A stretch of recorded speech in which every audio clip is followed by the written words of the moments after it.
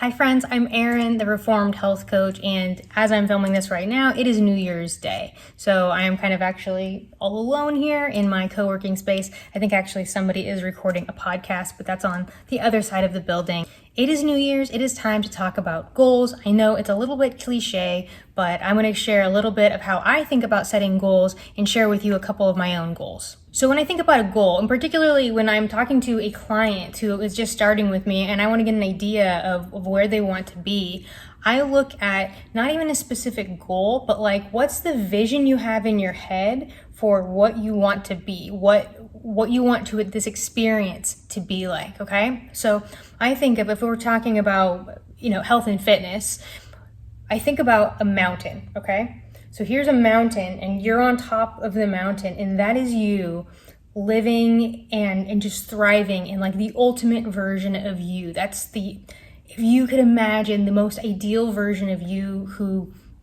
is capable of doing anything you want, is happy and confident in their body. Your body and your health is an asset to you and not a hindrance in any way, okay? So that is you on top of your mountain, just thriving in optimal health and confidence, right?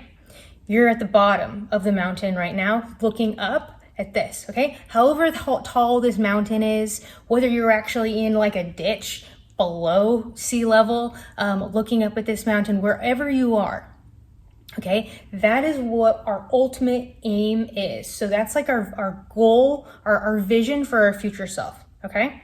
Now we wanna set goals that set ourselves kind of in alignment with that. So if you almost imagine like a protractor, like kind of ratcheting up toward this, okay? So we have to take it in steps, right? So first we want to be not digging ourselves deeper into the hole, further away, right? So we need to get ourselves to base level. So maybe just getting to ground level for you means that you need to stop doing things that are putting yourself at risk.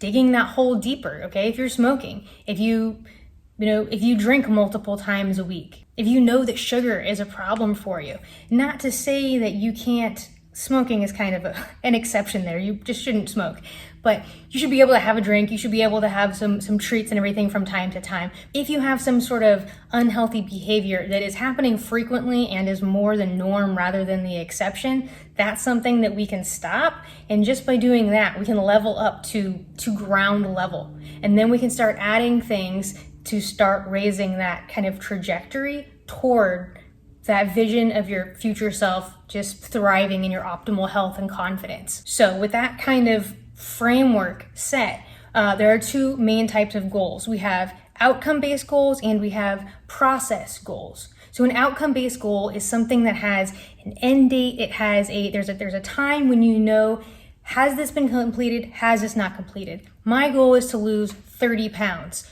When that happens, that goal has been completed. The outcome has been realized. My goal is to save $10,000 or to pay off this credit card bill or whatever this debt may be. Okay, there's a very specific outcome versus a process goal, which can be part of like a subset of an outcome-based goal, or it can just be, I want to make my bed every day. There's no end date to that.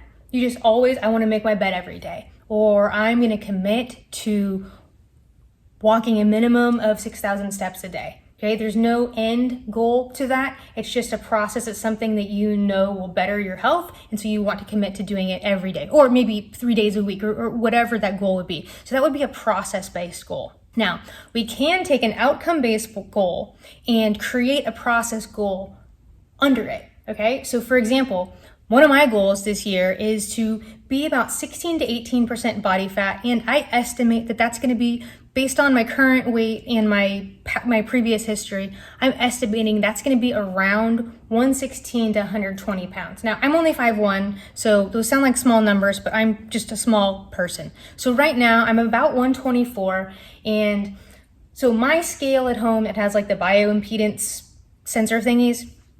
It says that I'm like 18.5% body fat. I actually don't think that's true.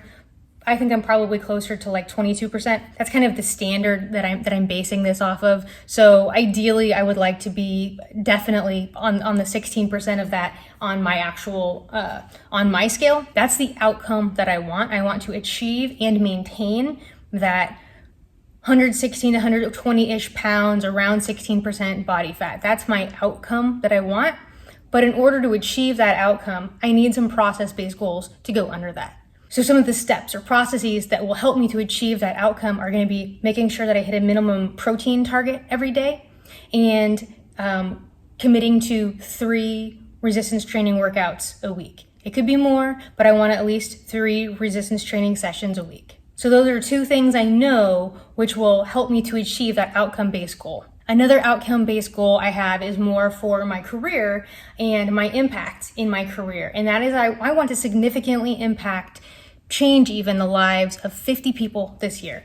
And that's kind of a big number for me. So whether these are going to be people who do a challenge with me and the challenge gets them set on the right track and they just roll and they are able to just take that trajectory up the mountain and really change things for the better for themselves with kind of the minimal contact for me through a challenge, or these are one-on-one clients or group coaching clients who I get to really experience what they're going through with them and make a lot of difference in their lives.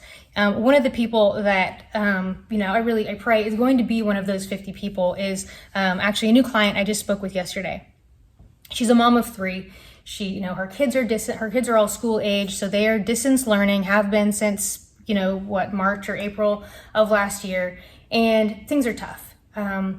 Things already hadn't been great with her husband and her, not that things were like bad, but the spark had been gone and they just felt a little bit disconnected. And so now with the added stress of helping with the kids with distance learning, he's working sometimes at the office, sometimes at home. It's a lot of stress and everybody's experiencing that. But the other part of looking at a goal with someone, whether it's me working on my own goal or especially when I help my clients figure out not only what is your goal, but the really important part is why is that your goal and digging deeper into that.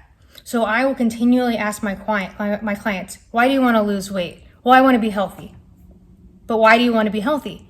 Well, I want to be healthy for my kids. Okay, but why do you want to be healthy for your kids? Well, I want to be able to play with them and to be a good mom, and I want to be able to watch them grow up and see their kids be born. And so we start getting deeper and deeper and deeper, and it goes beyond that. And so part of what was her why when we really got down to it was she was afraid of losing her husband. She's not leaving the house much these days. She's gained some weight over the course of the shutdown and everything. And she is just feeling like frumpy and unappealing. And, she worries when her husband is away from the house. Is he looking? She'd never really been, until she'd put on this weight, she'd never really worried about that kind of thing. And now these thoughts are starting to enter her head. And so one thing that she said is she wanted to make her husband's head turn. One thing she brought up specifically was she wanted Michelle Obama arms. She wanted that cut in her arm. She wanted to turn his head. She could turn somebody else's head. That would be great too. But especially she really wants to be able to turn her husband's head because she's afraid of losing him. So this isn't just about her health. Yes, her health is important. Her long-term health, her longevity, how long she's going to get to see her kids and her grandkids grow up. That's important. But right now, what's really important to her real why right now is she doesn't want to lose her husband. I just lost my husband. April of 2020, I lost my husband almost 13 years after he was hit by a roadside bomb. He died of COVID. I know what it's like to lose your husband, to lose your best friend, not only to lose your husband and your best friend, but also to lose the financial stability that came with that husband. And sometimes it's like we don't want to talk about it, but that's a real reality. I miss my husband dearly. I would do anything to have him back.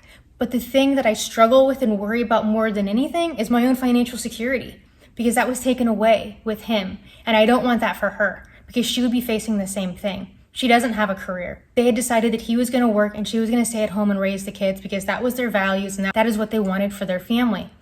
But that puts her in this greater state of vulnerability.